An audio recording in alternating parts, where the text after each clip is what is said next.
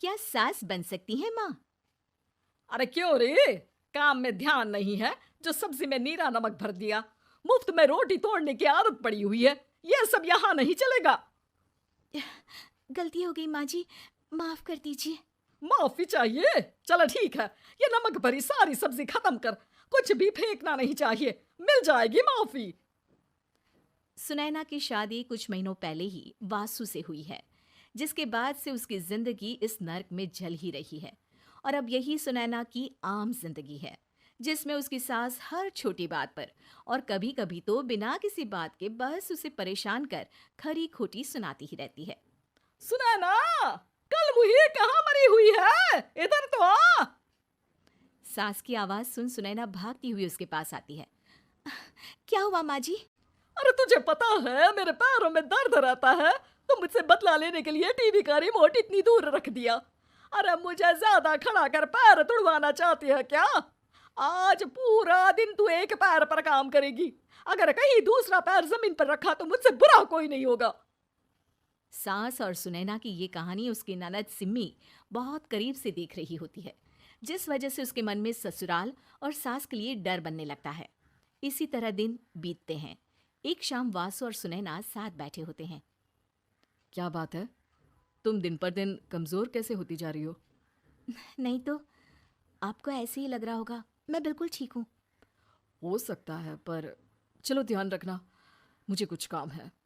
ऐसा बोल जैसे ही वासु जाता है, तभी सिम्मी वहां आ जाती है। भाभी, आप भाई को माँ के बारे में बता क्यों नहीं देती? वो आपके साथ बहुत गलत करती है।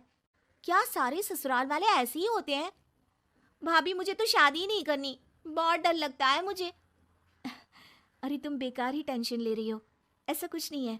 मुझे पता है तुम्हारा ससुराल बहुत अच्छा है, इसलिए खुशी खुशी ससुराल की तैयारी करो। सिम्मी तो वहां से चली जाती है, लेकिन सुनैना उसकी बातों से सोच में पड़ जाती है। कुछ दिनों बाद सुनैना के मम्मी पापा और भाई उनके घर आते हैं, जिन्हें देख सास हैरान रह जाती है। आप लोग सुनैना से मिलने आए हैं? अरे बहू, देख तो तेरे मम्मी पापा आए हैं। जी नहीं, आज हम यहाँ लड़की नहीं लड़के वाले बनकर आए हैं।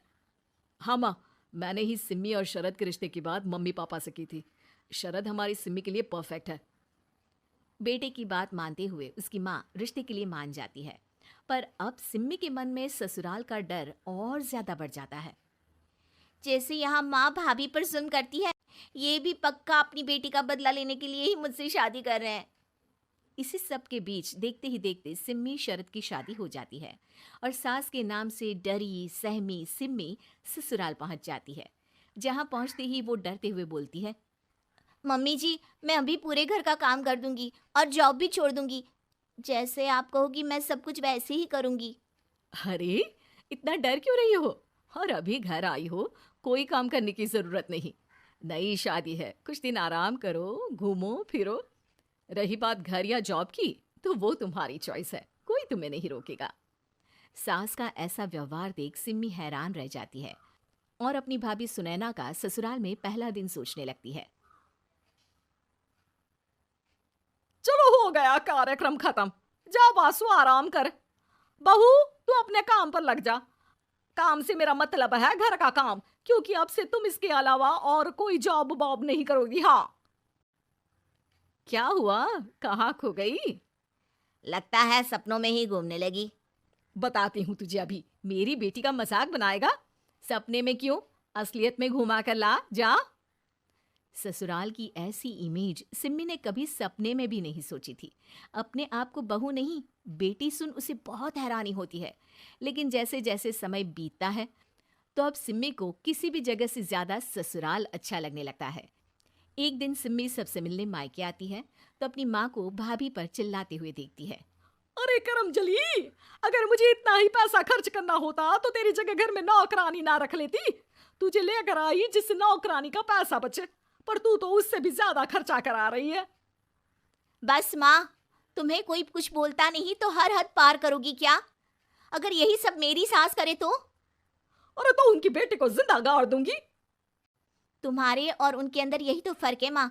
तुम उनकी बेटी के साथ क्या क्या करती हो, सब कुछ पता होने पर भी वो तुम्हारी बेटी को पलकों पर बिठा कर रखते हैं। एक आप हैं, उनकी बेटी को अपनी बेटी जैसा तो क्या बहू तक नहीं समझती।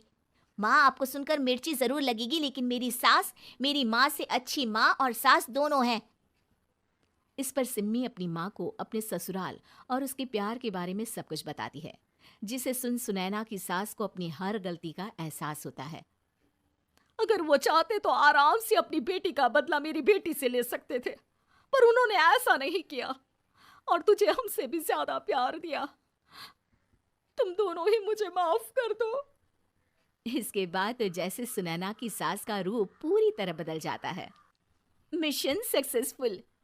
रिवेंज लेना है क्या?